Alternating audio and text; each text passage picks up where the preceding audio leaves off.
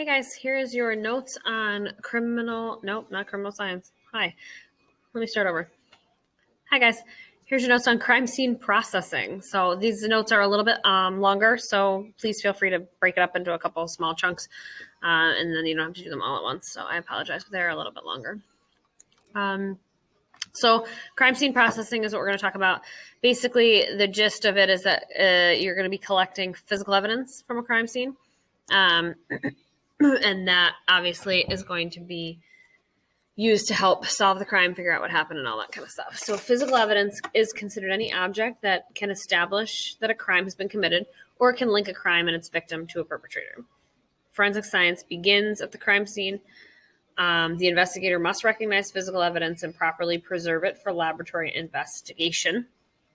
The evidence must be kept in its original state as much as possible. So obviously we don't want to be like messing with it, changing it, making it look different in any way, shape, or form. We want it to be as exactly the way we found it at the crime scene. One of the first jobs of a first responder after providing any sort of life support or first aid would be to secure and isolate the crime scene. So it's the first priority of the first priority is medical assistance to individuals and arresting the perpetrator. Certainly if someone is in the act of committing a crime, we are less worried about the integrity of the crime scene and we're more worried about catching the person who did it. Ropes and barricades and guards will prevent unauthorized access to the area. So that's where you see the crime scene tape is usually going to come in. Every person who enters a crime scene has the potential to destroy physical evidence. So the lead investigator evaluates the scene and determines the boundaries. They do an initial walkthrough and develop a strategy. All items must be documented and photographed. So typically, if a crime occurs within a house, just the house isn't the crime scene. The whole property is the crime scene, depending on how big the property is. Or if there's a crime just in one room, that doesn't mean it's just one room is going to be the crime scene. There's going to be the perimeter is going to be a lot bigger than just the one place where the actual crime took place. So there are three methods of recording the crime scene. You're going to take pictures, you'll do sketches, and you'll take notes. Ideally, you should be using all three. No one needs you to be like a world-class artist to be the sketch person, because typically what they do is you're taking sketches and measurements and sort of a rough sketch, and then you take them back to the lab and you input the information into a computer and you end up with this sort of a rendering that looks a lot better than anything I can draw. I don't know about you guys. The crime scene should be unaltered. Unless injured people are involved, the objects must not be moved until they have been photographed from all necessary angles. If things are removed, added, or positions are changed, the photographs may not be admissible as evidence. So you may not be able to use the evidence in court. Things should be photographed completely. So it should be the area where the crime took place and adjacent areas at various angles. So if it was inside a house in the dining room, you're going to take pictures of the dining room, of course. You're going to take pictures of various angles of the kitchen and the living room and the other parts of the house. You're also going to take various pictures of the outside as well, so that you make sure you get angles of everything you can possibly think of. If a crime scene includes a body, take photos to show the body's location and position relative to the whole crime scene. Take close-up photos of injuries and weapons lying near the body. After the body is removed, photograph the surface underneath. When the size is significant, you can use a ruler or other measuring scales. Usually they use those L-shaped squares that will give you the size of something. Digital cameras will allow for enhancement and examination of fine details. So now, more often than not, people use digital cameras. Obviously, before that was a thing, they did not. Videotaping a scene is also becoming popular. They will videotape the scenes on mute, though. They will not be using sound when they videotape the scene, so that they won't pick up any of their sort of musing. Sometimes you'll walk through the crime scene and you'll have like kind of suspicions on what you think is happening, but you really don't want to come to any of those conclusions until you're done processing the crime scene and processing all of the evidence. So they will kind of keep that on mute so that whoever's listening to the tape at any other given time isn't swayed by whatever the person is saying over the top. Also, crime scene investigators, sometimes, it's a tough job. You're going to see a lot of weird things. You're going to see a lot of really sad things. People often develop sort of what they refer to as like a sick sense of humor. And so sometimes they have been known to say some somewhat inappropriate things that are kind of funny, but they're still inappropriate. So they would not want that caught on tape. That could get them in trouble. But that is sort of how a lot of times crime scene investigators process and deal with the horrible things that they see, is that they have to kind of lighten it up, or that's kind of how they deal with it. So they just don't want it on tape for the whole world to hear what nonsense they've said. So sketches, again, once the photos are taken, you'll sketch the whole scene. It's a rough sketch. It's drawn at the crime scene, and it contains an accurate depiction of the dimensions of the scene and shows the location of all the objects having a bearing on the case. So it is a rough sketch, but it is accurately measured. It's important that you know the dimensions of the room, the dimensions of the area, how far from fixed objects were things. So if the body was found in the middle of the floor, okay, how far was it from this wall? How far was it from this wall? How far was it from this rolling chair? Okay, well, great. You could measure that, but the chair rolls, so it's not a fixed point. So you definitely want to mark where the chair was, but the chair is movable versus the walls and things like that. They're a little bit more stationary. All measurements are made with measuring tape. It will show, you'll show all the items of evidence, and you'll assign each item a number or a letter and list it in a legend. You'll also show a compass heading designating north. A finished sketch will be precise, and the rendering of the crime scene, it's usually drawn to scale, and it's also usually done using a CAD program or something along those lines, some sort of computer-generated program. Certainly, I can't draw very good. So here's an example of a rough sketch, and you can see they still have all the measurements in there. They're using what looks like cone symbols. And you can see down below, every time I move down, the little thing pops up, sorry. But you can see down below, they have letters, I think behind this little recording thing I have here, it's, has the symbol for the cones and stuff like that.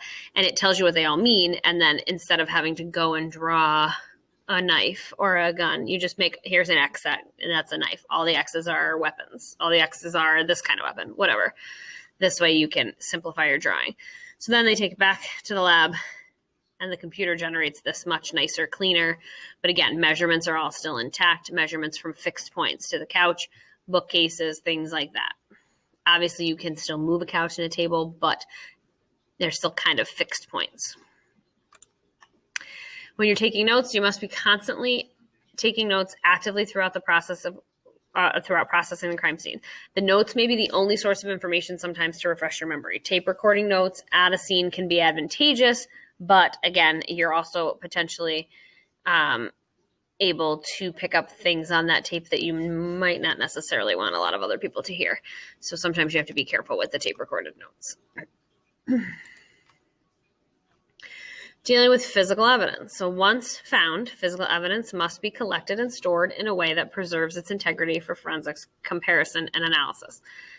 The search for physical evidence must be thorough and systematic, even when suspects are immediately seized. So even if you show up to a scene and there's the guy with the gun in his hand and you watch him shoot the victim, you still have to search for evidence in a systematic way. You can't just wander willy-nilly all around the crime scene and try to just, it's like, where's Waldo? You can't do that. Okay. So forensic scientists are not usually needed at the scene unless the evidence is complex or it's a major crime. Typically the police officers are trained to have like field evidence technicians that will be in charge of collecting evidence, and they bring it back to the lab, and then the forensic scientists deal with it there. That's what I keep saying about how a lot of those CSI shows, they don't usually all go out into the field and all bring the stuff back and do all the evidence analysis. That's usually split up into multiple jobs. So searching the scene, again, has to be systematic. One person should supervise and coordinate, include all the probable entry and exit points in the search, front doors, back doors, side doors, garage doors, whatever, windows even. What to search for will be determined by the particular circumstances of the crime. So you'll be searching for different things if it was a homicide versus being like a hit and run. In most crimes, a search for latent fingerprints is required. Latent means invisible prints. So here's a couple of examples of ways that you could do a systematic search. You can do spiral searches, which again, you can do one person doing a spiral. You can do multiple people side by side doing a spiral as well. You could do the grid method. This is also another one-person grid method where you go across everything and then you can follow the arrows. You go up and down everything. This is a strip or a line search. So you can do one and just keep going up and down, but it's better to have a couple people going up and back and up and back. Or you can do it by quadrant or zone and say, okay, I'm going to search this first whole area of this quadrant, and then this, and then we'll move on. Physical evidence can be anything from massive objects to microscopic trace. It may be necessary to take custody of all clothing worn by the participants in a crime scene. You're going to handle carefully and wrap separately to avoid the loss of trace evidence. That should be trace underneath there. Yep, trace evidence. I'll put myself back down here. Critical areas of the crime scene should be vacuumed and the sweepings submitted to the lab for analysis. Mobile crime scene vehicles can also carry supplies to protect the crime scene, photo collect and package evidence, and to help develop latent prints. So sometimes they have those they're like big RVs usually, and they're the mobile crime scenes or the mobile crime units. The integrity of evidence is best maintained, excuse me, it's best maintained when the item is kept in its original condition as found at the crime scene. The entire object should be sent to the lab. If evidence is found adhering to a larger structure, remove that specimen with forceps or another appropriate tool. So in the case of a blood stain, one may either scrape the stain off a surface. So let's say like there's blood on the wall. Well, you're not going to take the whole wall down. You might cut a section of the drywall out and take that. Or you might just scrape the stain off the surface, transfer the stain to a moistened swab, and or cut the area out. So you also might do that with a carpet. If it's wall-to-wall carpeting, you're not going to take the whole carpet to the crime lab. But you might cut a section of the carpet out, or you might swab it with a moistened swab and swab it and take the sample back to the lab. Each different item or similar items collected at different locations must be placed in separate containers. So just because you found matches and there's a match in one room and then there's a match in another room and there's a match in another room doesn't mean they all go together. They have to stay separate because they're all found in separate locations, even though they're similar. Packaging evidence separately prevents the damage through contact and prevents cross-contamination.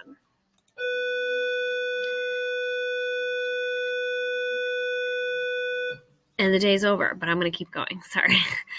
The autopsy room is a place where the medical examiner or the coroner carefully examines the victim to establish a cause and manner of death. Cause of death is different than manner of death, and we'll talk a little bit more about that.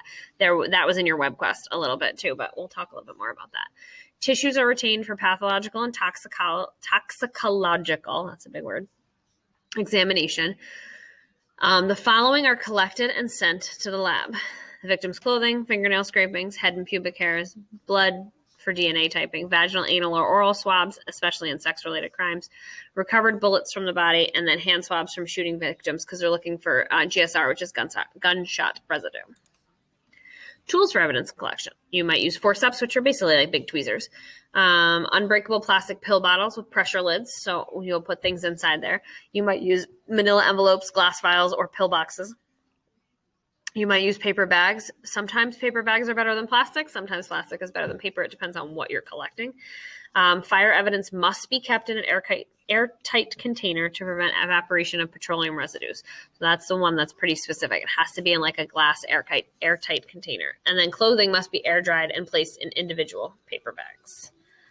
I'm not sure what that link is, but I think it's a link to shop for crime scene processing supplies. So the chain of custody. The chain of custody is a list of all people who came into contact into possession of an item of evidence. So the chain must be established whenever evidence is presented at court as an exhibit. So the failure to do so may lead to questions regarding authenticity and integrity of evidence.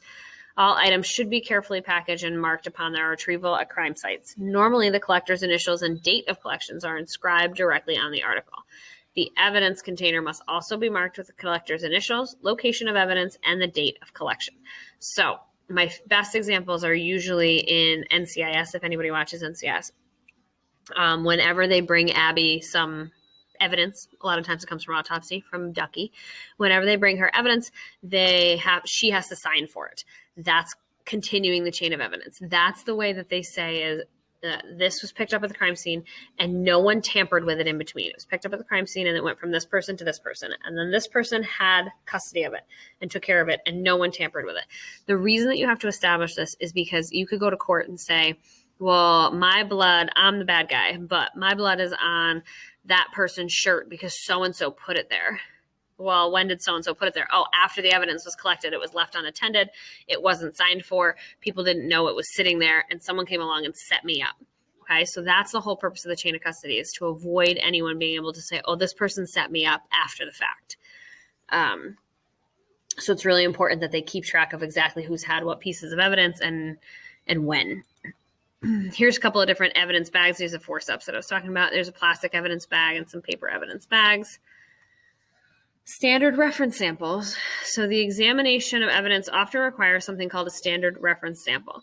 A standard reference sample is basically a physical piece of evidence whose origin is known, such as blood or hair from a suspect that can be compared to the crime scene evidence. So let's say we find blood at a crime scene. Well, we don't know whose it is. And unless we have someone, a suspect or victim's sample to compare it to, we're never going to be able to match it. It's the same thing with DNA. It's the same thing with fingerprints. You can collect all the fingerprints you want at a crime scene, but if you don't have a database of fingerprints to compare it to, it doesn't make a difference. So that's what that is. The standard reference sample is something that you can compare it to. So if you're trying to rule yourself out, you might say, here's a lock of my hair. You can rule me out as a suspect because you can now compare my DNA to the DNA that you found at the crime scene, and you'll see that it's not a match, hopefully. But that's the whole point, is to have that standard. So sometimes they'll take, from crime scenes, they'll also take toothbrushes, or they'll take hairbrushes, or things like that that would help them create a standard reference sample that is a known person's reference, so they can compare them.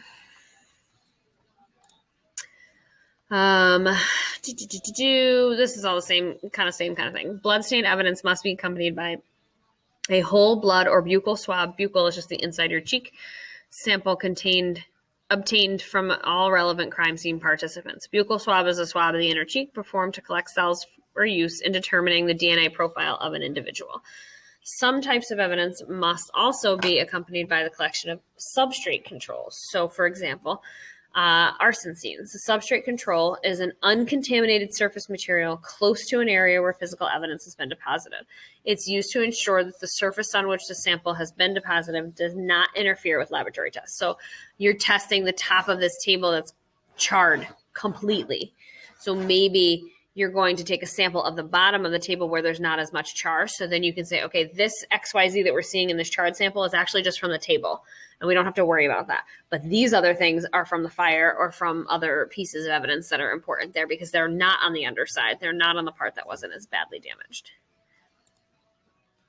When submitting evidence to the lab, evidence is submitted to the lab either by personal delivery or by mail shipment. It's mostly personal delivery. Most labs require that an evidence submission form accompany all evidence. Again, this is to maintain the chain of custody. It enables the lab analyst to make an intelligent, complete examination of the evidence. It provides a brief description of the case history and the examiner can analyze in a logical sequence. The particular kind of examination requested for each type of evidence should also be delineated, which means to be marked or let people know.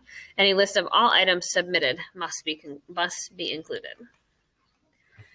Death and autopsies. So forensic pathology involves the investigation of unnatural, unexplained, or violent deaths. Forensic pathologists, in their role as medical examiners or coroners, are charged with determining cause of death. The forensic pathologist may conduct an autopsy, which is the medical dissection and examination of a body, in order to determine the cause of death.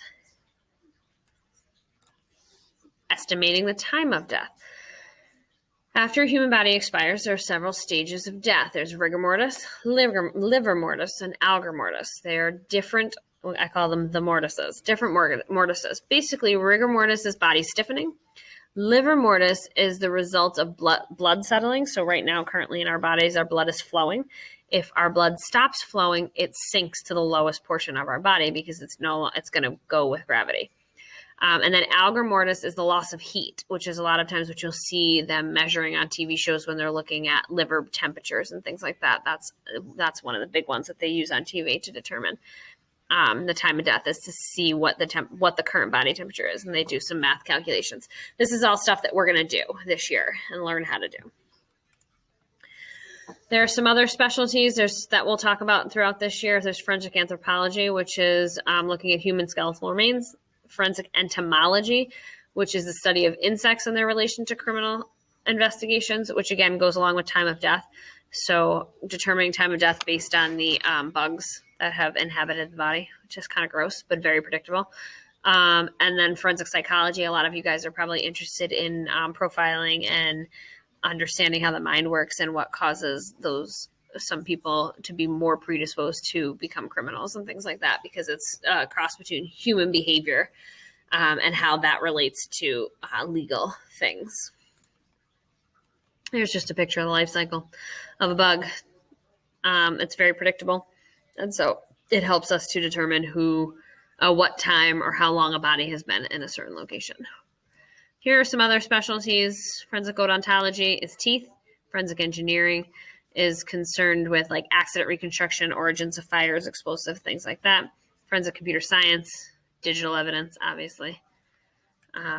Most of these things are types of jobs that we'll talk about this year. And if we get lucky, maybe we can zoom in some people who do these jobs and talk to you about them.